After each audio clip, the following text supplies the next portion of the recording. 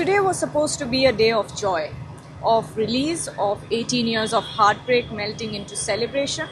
RCB had finally done it after 18 years. They had won the trophy and it was finally coming home. But somewhere between the joy and the frenzy, something snapped, something shifted, something went very wrong. Thousands had gathered not just to watch a team but to be part of something historic. They came in jerseys, they came wearing red and gold, faces painted, voices hoarse from chanting. They came with families, with children hoisted on their shoulders. They also came with elderly parents clutching hands. They came because this moment meant everything to the fans. They had waited for this for 18 years. But what started as a celebration turned into chaotic and something unfortunate very quickly. As the crowd swelled around the stadium, the mood was restless. The gates remained shut. The rain came down. The crowd pressed in.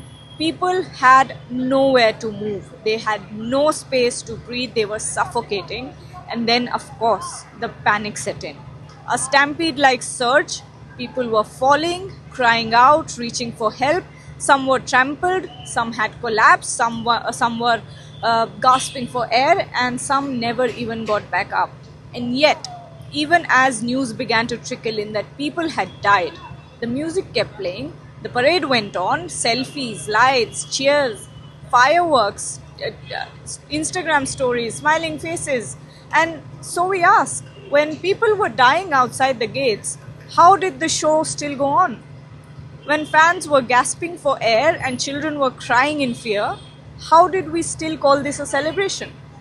At what point do we pause and ask ourselves what really matters? In a situation as grim as this is not just about mismanagement. This is a failure of empathy, a failure to stop. It is a failure to acknowledge, a failure to grieve, even if it was for just a moment. A victory can wait. A trophy can wait, a celebration can wait, but a life lost in the name of sport, it cannot and should not be forgotten. So was it worth it?